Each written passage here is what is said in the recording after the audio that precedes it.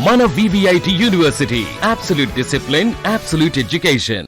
రెడ్డిగా మచిలీపట్నంలో పర్యటించిన మంత్రి రవీంద్ర డ్రైనేజీ నిర్మాణ పనులను పర్యవేక్షించారు. పనులు గడువులోగా పూర్తి చేయాలని అధికారులకు స్పష్టం చేశారు. వీధి వ్యాపారులతో మాట్లాడి వారి సమస్యలను అడిగి తెలుసుకున్నారు. కూరగాయల దుకాణదారులను పలకరించి వారు ఎదుర్కొంటున్న సమస్యలు, ధరల పెరుగుదల గురించి ఆరా తీశారు. ట్రాఫిక్కు అంతరాయం లేకుండా రైతు బజార్లోనే దుకాణాలు ఏర్పాటు చేసుకోవాలని సూచించారు. మంత్రి రవీంద్ర మచిలీపట్నం పర్యటనకు సంబంధించిన పూర్తి వివరాలు మా కరస్పాండెంట్ కృష్ణారావు అందిస్తారు. జిల్లా కేంద్రమైన మచిలీపట్నంలో డ్రైనేజీ వ్యవస్థను పటిష్టం చేసేందుకు మంత్రి కొల్లు రవీంద్ర ఎంతో కృతనిశ్చయంతో ఉన్నారు.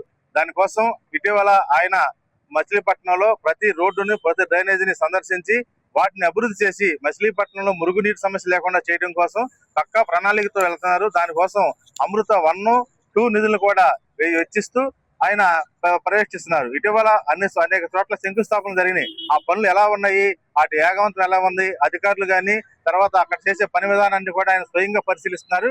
ఇప్పుడు ఆయన సందర్శించి మాట్లాడదాం. మచిలీపట్నం మున్సిపల్ కార్పొరేషన్ పరిధిలో డ్రైనేజ్ సమస్యలు కానీ అలాగే మంచినీళ్ళ సమస్య శాశ్వత పరిష్కారం చేయడం కోసం 2014 నుంచి కూడా రూపునిశ్చయంతో పనిచేస్తా ఉన్నాం. 14-19లో కూడా పెద్ద ఎత్తున బ్యాకప్ చేసి కొంతవరకు డ్రైన్లు ఆ రోజున నిర్మాణం చేసుకోవడం జరిగింది. తర్వాత వచ్చినటువంటి ప్రభుత్వం నిర్లక్ష్యం చేయడం కారణంగా అవన్నీ కూడా అయిపోయినాయి. తిరిగి మళ్ళీ ఇప్పుడు కూటమి ప్రభుత్వం వచ్చిన తర్వాత గౌరవ ముఖ్యమంత్రి గారి యొక్క దృష్టిలో ఇవాళ ఆ గ్యాప్లన్నీ కూడా పూర్తి చేయడానికి ఒక 13 కోట్ల రూపాయలు, మరొక అమృత్ కింద మనకి ఇంటర్నల్ డ్రైన్స్ అని కూడా టౌన్ లో ఉన్నటువంటి అన్ని డ్రైన్స్ కూడా కంప్లీట్ చేయడానికి ప్లస్ అలాగే STPలు నిర్మాణం చేసుకోవడానికి దాదాపు 75 కోట్ల రూపాయలు వచ్చింది. ఆ నిధులతో టౌన్ లో ఉన్నటువంటి అన్ని డ్రైన్లు కూడా, ఎందుకంటే అవి పొల్లిపోతాం అతను అవన్నీ కూడా కూడిపోయినాయి. అవన్నీ కూడా సన్న డ్రైన్లు ఉన్నాయి. ఇక్కడే చూసుకుంటే అది ఇటుక రాయితో కట్టారు. అవన్నీ కూడా లోపలికి తోసేసి అవన్నీ కూడా కదలనటువంటి పరిస్థితిలో ఉంది. ఇప్పుడు అవన్నీ కూడా తీసి 4 అడుగుల డ్రైన్ ని దీన్ని తీసుకెళ్లి సబ్జల్ డ్రైన్ లో కలిపితే ఆ సబ్జల్ డ్రైన్ ద్వారా ఎక్కడైతే STP మనం నిర్మాణం చేస్తా ఉన్నామో అక్కడి నుంచి ఆ వాటర్ అంతా కూడా, ఆ మురుగంతా కూడా తీసేసి ఆ వాటర్ ని మాలక్షమార్ కాలంలోకి పంప్ చేయడానికి అది అక్కడి నుంచి సముద్రంలోకి వెళ్ళిపోతుంది. అలా ఈ ప్లానింగ్ చేస్తా ఉన్నాం. ఇది కాకుండా మంచినీళ్ళ తాగడానికి కానీ, తాగునీళ్ళ అవసరాలకు కానీ, అలాగే కొన్ని ఐలాండ్స్ డెవలప్ చేయడానికి కానీ టౌన్ లో కొంత ఫండ్స్ కూడా ఇచ్చిస్తాం. అలాగే 15th ఫైనాన్స్ ఫండ్స్ కూడా దగ్గర 15 కోట్ల రూపాయలు 15th ఫైనాన్స్ ఫండ్ కూడా పెట్టి దాని ద్వారా కూడా ఈరోజు పార్కులు కానీ, కొన్ని బరియల్ గ్రౌండ్స్ కానీ ఇవన్నీ కూడా డెవలప్ చేస్తాం. దగ్గర ఒక 200 కోట్ల రూపాయల వర్కులు రాబోయే ఈ సంవత్సరంలో కంప్లీట్ చేయడానికి లక్ష్యంగా పెట్టుకున్నాం. అందుకని వేగవంతంగా పనులు జరుగుతూ ఉన్నాయి.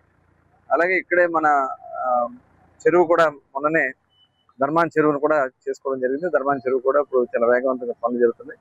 అన్ని ప్రాంతాలని కూడా ఈ కార్పొరేషన్ ని అన్ని విధాలు కూడా ముందుకు తీసుకెళ్లే విధంగా కార్యాచరణ చేసుకోవడం జరుగుతుంది. కమిషనర్ గారు అలాగే పబ్లిక్ హెల్త్ వారు దగ్గరుండి అవన్నీ కూడా పర్యవేక్షణ చేస్తున్నారు. పబ్లిక్ ని కూడా నేను కోరుతా ఉన్నా, ఈ డ్రైన్ల మీద ఇంకా కొన్ని చోట్ల రోడ్ల మీద దుకాణాలు పెట్టుకుని ఇన్కన్వీనియన్స్ క్రియేట్ చేస్తున్నారు. దానికోసం కూడా ఆల్టర్నేట్ మేము ప్లాన్ చేస్తాం. ఎవరైనా ముందుకు వస్తే మీకు వేరే చోట ఆల్టర్నేట్ ప్లాన్ చూపించి అక్కడ పెట్టుకునే విధంగా చేస్తాం. లేదంటే రైతు బజార్లు ఉన్నాయి. ఆల్రెడీ ఇక్కడ రైతు బజార్ ఉంది, సింధుచెట్టు దగ్గర ఒక రైతు బజార్ ఉంది. ఆ రైతు బజార్ కావాల్సినటువంటి అన్ని మౌలిక వస్తువులు ఏర్పాటు చేస్తాం. రోడ్ల మీద ఎవరు కూడా దుకాణాలు పెట్టదు. పబ్లిక్ నేను కోరుతా ఉన్నా, దయచేసి మీరు రోడ్ల మీద ఉన్నటువంటి ఏది మీరు కొనొద్దు. మీరు కూడా ఇలాంటి ప్రోత్సహిస్తాం. మనం కానీ అక్కడే కొంటే అలాంటిది 1 కోటి 10 కోట్లు అవుతుంది. దయచేసి మిమ్మల్ని కోరుతా ఉన్నాం, మీరు ఎక్కడైతే సేఫ్ గా రైతు బజార్లు ఏర్పాటు చేసామో ఆ రైతు బజార్ దగ్గరే మీరు పర్చేస్ చేయండి, కూరగాయలు కానీ ఏదైనా కానీ.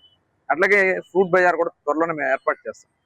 ఫ్రూట్ బజార్ కూడా ఏర్పాటు చేస్తే అక్కడే ఫ్రూట్ బజార్ లో కొనుక్కునే విధంగా దయచేసి రోడ్ల మీద అమ్మకాలను ప్రోత్సహించాలని కూడా ఈ సందర్భంగా కోరుకుంటూ, అలాగే వాళ్ళకి ఎవరికైనా ఇబ్బంది ఉన్నా కూడా సహాయ సహకారాలు అందించడానికి అటు బ్యాంకుల నుంచి కూడా అవసరమైతే మాట్లాడి వాళ్ళకి ఆల్టర్నేట్ గా లోన్స్ కానీ ఏమైనా కూడా ఏర్పాటు చేస్తాం. దయచేసి అందరూ కూడా సహకరిస్తూ ఈ బందర్ పట్టణాన్ని